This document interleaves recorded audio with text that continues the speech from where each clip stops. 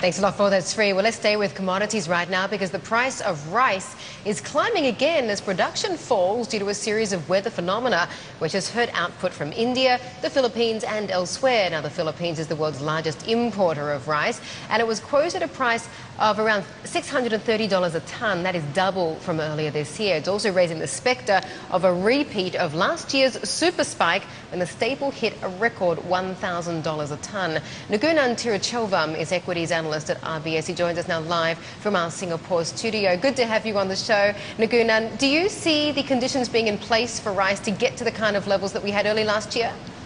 Well, we are optimistic on soft commodities in general, and rice is very much one of those soft commodities. There are three factors at play. Number one, we see the world economy recovering. With the world economy's recovery, there would be more demand for these commodities. Secondly, also on the demand side, we have the secular trend of higher consumption of soft commodities in places like China and India, where disposable income is rising. And on the supply side, we have some supply disruption because of factors such as El Nino. You know, when we have supply disruptions and supply concerns when it comes to soft commodities, it becomes quite a political affair, doesn't it? And certainly what we saw during the food crisis was that policymakers started imposing export restrictions. They started hoarding stocks. Even individuals started hoarding stocks. I remember when all the supermarkets were cleared of rice bags. Is this a situation which you see being potential this year as well?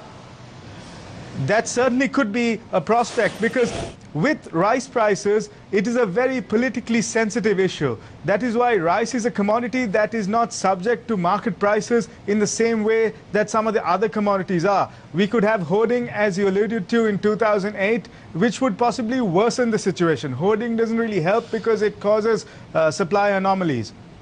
Nirgunan, you would have thought, just staying on this theme of rice as a very political commodity, that policymakers would have prepared for this contingency.